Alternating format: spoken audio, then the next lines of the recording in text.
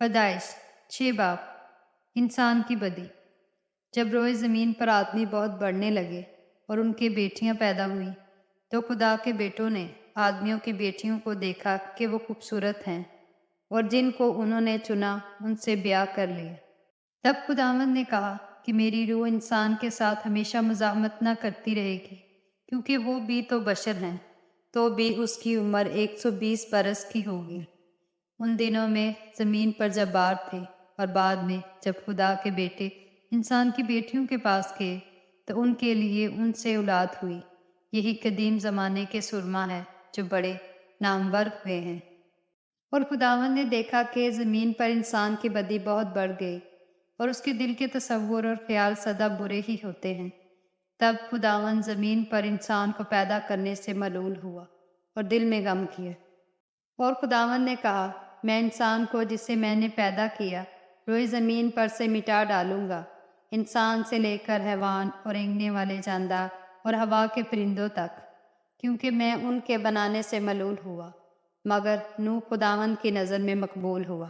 نوح کا نسب نامہ یہ ہے۔ نوح مرد راست باز اور اپنے زمانے کے لوگوں میں بے عیب تھا، اور نوح خدا کے ساتھ ساتھ چلتا رہا، اور اس سے 3 بیٹے سم، حام اور یاف پیدا ہوئے۔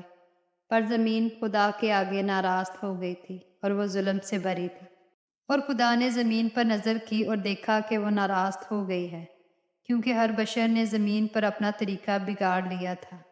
اور خدا نے نوح سے کہا کہ تمام بشر کا خاتمہ میرے سامنے آ پہنچا ہے، کیونکہ ان کے سبب سے زمین ظلم سے بھر گئی۔ سو دیکھ، میں زمین سمیت ان کو ہلاک کروں گا۔ تو گوپر کی لکڑی کی ایک کشتی اپنے لیے بنا، اس کشتی میں کوٹھلیاں تیار کرنا اور اس کے اندر اور باہر رال لگانا، اور ایسا کرنا کہ کشتی کی لمبائی 300 ہاتھ، اس کی چوڑائی 50 ہاتھ اور اس کی اونچائی 30 ہاتھ ہو۔ اور اس کشتی میں ایک روشن دان بنانا اور اوپر سے ہاتھ بھر چھوڑ کر اسے ختم کر دینا، اور اس کشتی کا دروازہ اس کے پہلو میں رکھنا، اور اس میں 3 درجے بنانا، نچلا، دوسرا اور تیسرا۔ اور دیکھ، میں خود زمین پر پانی کا طوفان لانے والا ہوں، تاکہ ہر بشر کو جس میں زندگی کا دم ہے دنیا سے ہلاک کر ڈالوں، اور سب جو زمین پر ہیں مر جائیں گے۔ پر تیرے ساتھ میں اپنا عہد قائم کروں گا، اور تو کشتی میں جانا، تو اور تیرے ساتھ تیرے بیٹے اور تیری بیوی اور تیرے بیٹوں کی بیویاں، اور جانوروں کی ہر قسم میں سے 2 اپنے ساتھ کشتی میں لے لینا، کہ وہ تیرے ساتھ جیتے بچیں، وہ نر و مادہ ہوں۔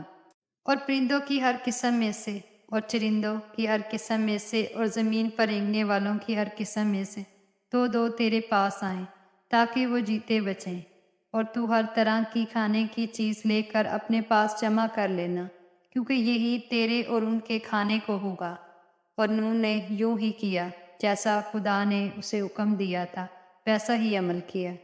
کلام کے وسیلہ سے خداوند آپ کو برکت دے، آمین۔